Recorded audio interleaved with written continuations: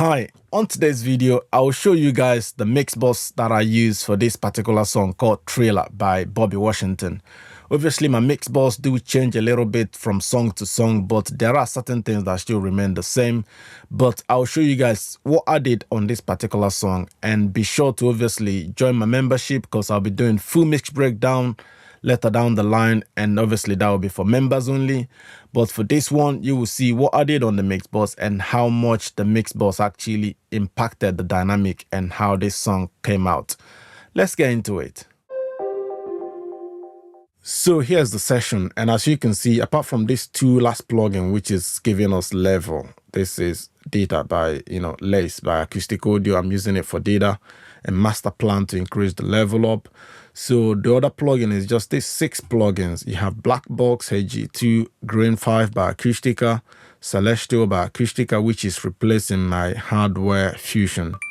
Then you have Isotope Ozone 5, Pro Q3, and Waves Exciter, this new Exciter plugin from Waves. I used it on the master. So let's just go ahead and listen to it with these plugins on, and I'll bypass them. Then we will go through what I did with it.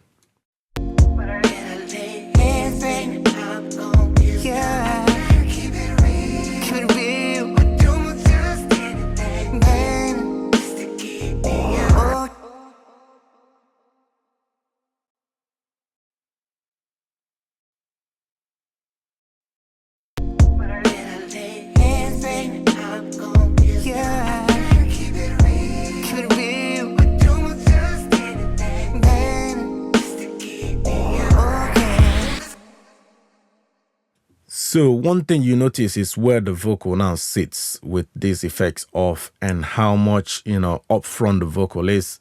Also the low end, where the low end is sitting is not, clear or well defined as it was when we had this on. Let's just engage it again. Just pay attention to the vocal relationship with the low end, and I'll bypass it halfway.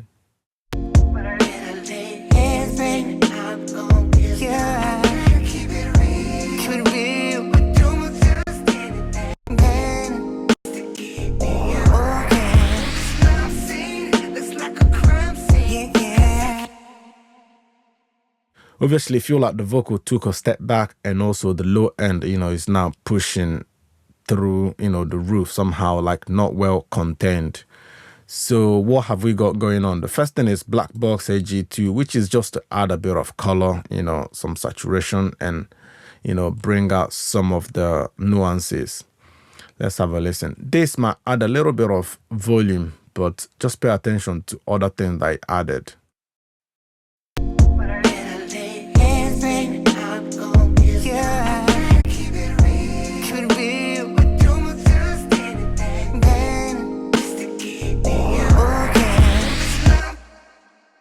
So if you look on the mix, I'm using 50% on the mix, but obviously there's a bit of triode.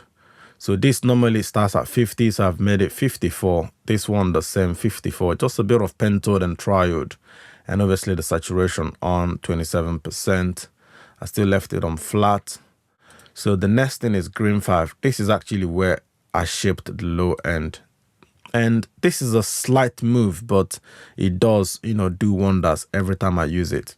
So basically, I wanted to shift the energy a little bit higher up. So if you look on here, 35 Hertz, I'm actually dipping it by 0.6. Then at 45 Hertz, I'm boosting it by 0.6. So this is almost like shifting the focus from 35 Hertz to 45 Hertz to help it, cut through more and also feel more clearer, because the lower you go, the more muddy it is, and maybe some other speakers will not be able to sort of replay it better. Like smaller speakers obviously struggle to play lower octaves, whereas the higher you go, the more easier it is for them to play. So not just that, just even adding this plugin gives you something to be wanted. So now doing this little move also helps shape that low end. Have a listen.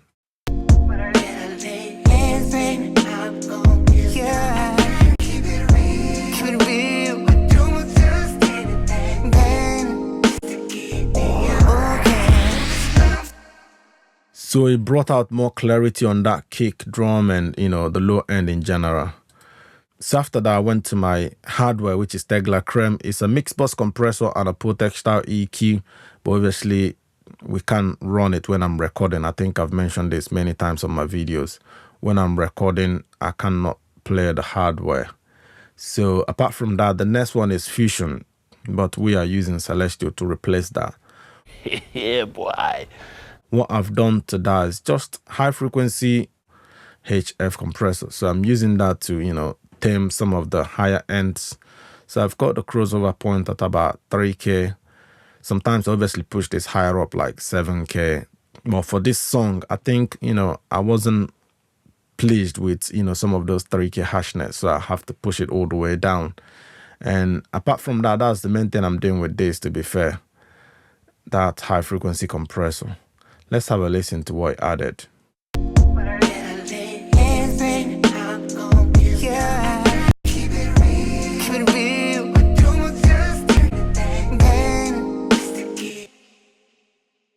So you notice already just each plugin is doing little things, but they're obviously helping to shape this mix. So the next one is Isotope Ozone 5. This is obviously an OG, a very old, processor compared to the fact that, 11 is there. So I'm just using this to deep some of the frequencies that I feel like was bothering me. Here, this is 784, just 0.5 minus 0.5. Here at 273 minus 0.5. This is obviously a move that I did afterwards, because when I inserted this, the main thing I used was the dynamic. So I'm using this dynamic to actually shape the mix. If you notice, normally if a mix is not balanced, tonally, it doesn't sound right or it doesn't sound pro. That's why when you are mixing, you need to have some sort of tonal plugin. This tonal balance by Isotope is obviously a good one that a lot of people use. But these guys, Sonarworks, have got their one, which is True Balance. But I think a lot of people obviously use tonal balance. Just this, I was able to use it to actually shape my lows to sort of match a curve that I was aiming for. Let's just have a listen to it. And actually, let me talk about what I did. Like this lower frequency, I boosted by 4.9. The mid is 8.5 and the high is 6.7. I always use this when I feel like the mix is not sitting well with the curves. But obviously, it's not something I do always. This particular mix, I was, struggling to get it to sit how I wanted it. So this is what I was able to use to, give me that. Let's have a listen.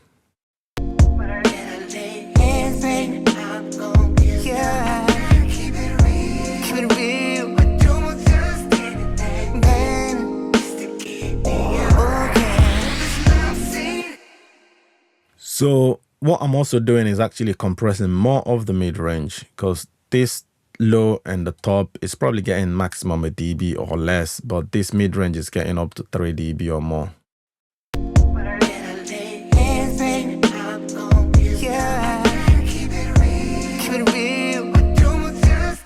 I think it's hovering about 2.4, 2.5. I think some areas obviously where I think the chorus part is up to 3 dB compressing. So if you notice 20 attack, the release actually had it longer than I would usually do, which is 1,000 milliseconds. Normally I'll have this around 500 milliseconds, but the low, the same 1,000 milliseconds, this 1,000, actually 700 on the top. Normally I'll have this to lower than 1,000, but for some reason it just worked, so I left it. Then the next one is Pro Q. Now I'm using this to do what I call cleanup. So, filtering the low 25 Hertz, filtering the top 16K, and then notching some hash frequencies that I feel like is bothering me, but I'm using dynamic, right? Sometimes I might even go ahead and add side information here, but I didn't do it on this particular record. Around 6K or 6.5, I might add just half a dB side information. Sometimes it does help, put that vocal in a better space. Oh yes!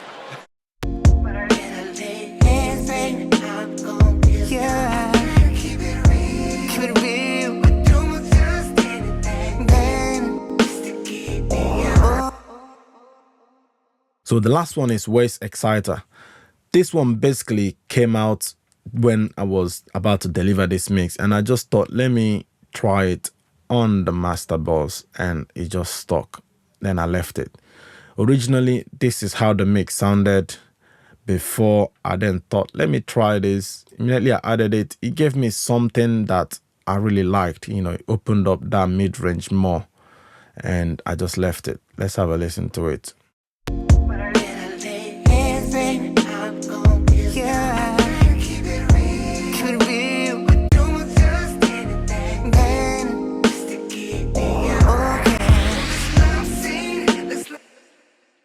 So I quite like what it brought to the table. Obviously, the amount is 5.2, harmonic 4, and width 2 dB. So I'm using the mastering because when you click on this mastering on, the movement is quite less. So I don't want this to be too much. It's almost like, you know, helping us add something, which obviously, if you have watched my review video of this Waves Exciter, I talked about how it helps you, you know, hear things that you never knew that were there before.